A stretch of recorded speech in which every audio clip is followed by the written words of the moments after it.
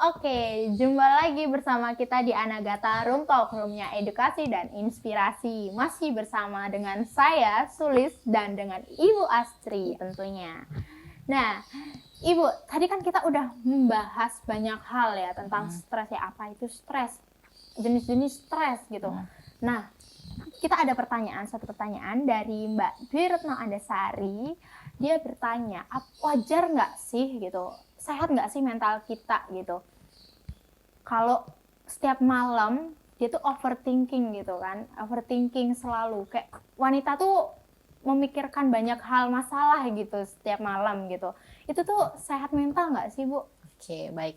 Sekarang kalau kita bahas sehat mental ya, sehat mental tuh sebenarnya dia nggak kayak bentuk hitam dan putih gitu loh, nggak sehat atau sakit. Kalau misalnya orang lagi nggak sehat, berarti sakit dong gitu, enggak. Sebenarnya sehat mental tuh kayak dia kayak garis spektrum, jadi bisa ada orang di sangat sehat, bisa agak sehat, bisa agak-agak bahaya nih, bisa sakit, nah kayak gitu. Nah, jadi kesehatan mental tuh sebuah spektrum.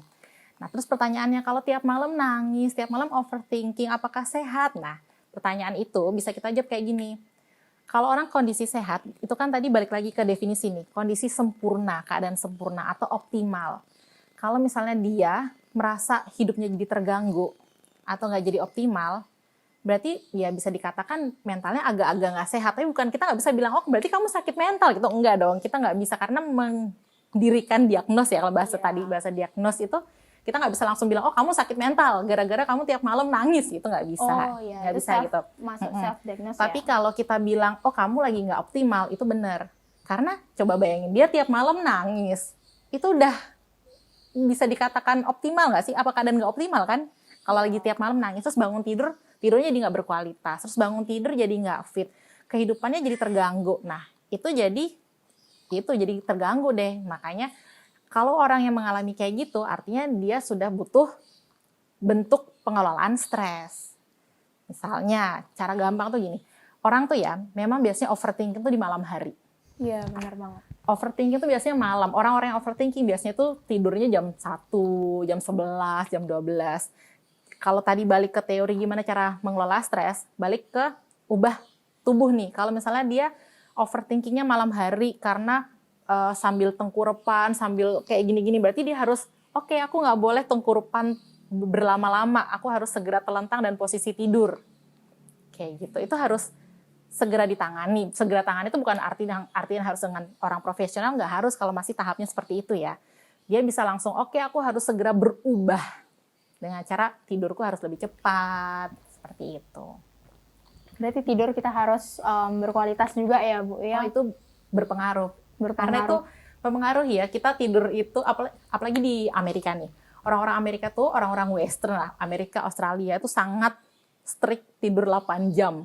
Kalau mereka sih, sebenarnya nggak harus ya tidur 8 jam, tapi mereka tuh sangat berpegang bahwa tidur tuh sesuatu yang sangat harus mereka jaga kualitasnya.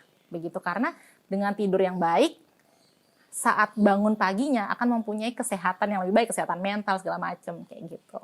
Kalau saya seorang ibu nih ya, saya seorang ibu, tidur anak saya itu sangat berpengaruh ke kesehatan mental saya.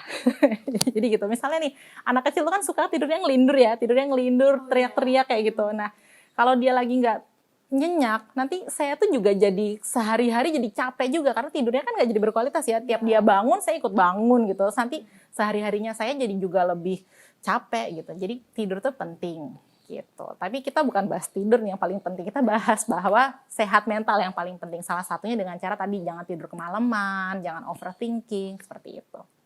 Nah, apakah itu normal, Bu, untuk anak muda zaman sekarang di masa pandemi ini? Kan biasanya kan orang selalu overthinking, bahkan kayak kurang tidur gitu kan. Bahkan, aduh, aku stres, aku nggak sehat gitu, pas kayak gitu. Apakah itu normal? Jadi sebenarnya kalau bahas remaja nih, remaja mengalami stres itu apakah normal apa enggak? Jawabannya normal. Setiap orang tuh mengalami stres. Pertama, setiap orang ya, dari anak kecil sampai orang tua tuh mengalami stres, jadi normal. Nah, lebih-lebih remaja. Kenapa remaja itu dibilang gampang stres? Karena pertama gini, stres itu kan ada di kepala kan, stres itu ada di otak kita. Remaja tuh otaknya belum sempurna loh. Perkembangan otak remaja itu masih belum sempurna. Kalau kita bahas dari segi otak, stres itu biasanya terpacu dari bagian otak belakang. Tapi kita nggak usah bahas terlalu dalam deh tentang otak. Intinya adalah otak remaja itu belum begitu sempurna, sehingga mereka belum begitu matang dalam menanggapi stres. Makanya mereka mudah stres. Dikit-dikit misalnya nih, dikit-dikit punya masalah pacar. Hidupku hancur gara-gara pacar gitu. Padahal kalau orang tua kayak misalnya saya yang udah menikah ngeliat remaja masalah pacar tuh kayak cuman alah pacar doang gitu kan. Kalau bagi saya bisa ngomong halah gitu. Tapi kadang bagi remaja, karena remaja itu tadi mengelola stresnya belum bagus, mereka jadi melebih-lebihkan gitu. Jadi emang sebenarnya wajar bagi remaja mengalami stres. Sekarang kuncinya adalah gimana cepatnya kamu mengelola stres. Jadi remaja yang sehat, remaja yang berkualitas adalah remaja yang bisa mengatasi stres dengan cepat pula. Kayak gitu. Remaja yang kurang bisa mengelola stres, dia akan berlarut-larut dalam kesedihan. Jadi misalnya diputusin pacar, ada orang yang diputusin pacar bisa move on cepat gitu ya. Misalnya seminggu move on. Ada orang yang 5 tahun kali baru bisa move on. Masih dendam, masih kepo, masih stalking gitu. Susah gitu move on dari pacar. Nah, kayak gitu itu adalah gimana sih kita mengelola stres dengan cepat gitu. Jadi kalau remaja stres nggak apa-apa, tapi kita harus punya kunci bahwa kita harus mengelola stres dengan cepat. Kayak gitu. Harus bisa mengelola stres dengan cepat ya pastinya ya Bu ya. Oke, berarti kita harus air tadi ya Bu ya. Akui bahwa kita stres dan izinkan untuk diri kita mengetahui bahwa kita tuh emang stres. Iya, gitu. it's okay to be not okay. Oke. Dan yang terakhir yaitu relakan gitu ya Bu ya. Jadi kita harus legowo gitu. Betul, let go gitu. Karena gitu. hari baru ada harapan baru. Iya, bener banget. Oke, itu tadi pembahasan kita tentang kesehatan mental, pentingnya kesehatan mental di masa pandemi. Intinya teman-teman di rumah jangan stres ya. Kita harus mengetahui gitu keadaan kita gitu ya Bu ya. Stres nggak apa-apa, tapi yang penting bisa mengelolanya dengan baik. Oh iya, gitu. yang penting bisa mengelolanya dengan baik pastinya. Iya, bener banget. Oke, itu tadi bincang-bincang kita tentang kesehatan mental. Seberapa pentingnya kesehatan mental di masa pandemi dan bagaimana cara kita menghadapi stres.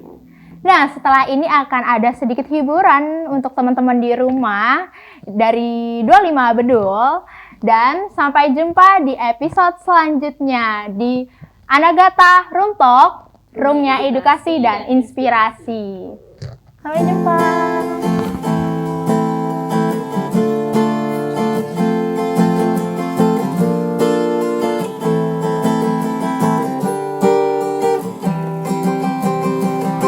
Sadarlah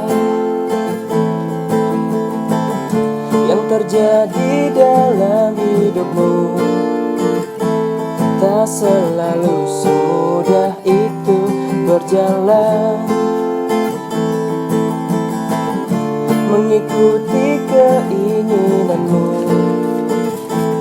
jangan putus asa dahulu, karena pelaut hebat tak pernah lahir di laut yang tenang. Kawan, teruslah kau berjuang. Kita semua boleh jatuh, tapi harus bangkit bangun kembali. Kita semua boleh jatuh, tapi harus bangkit kembali. Kita semua boleh jatuh, tapi harus bangkit bangun kembali.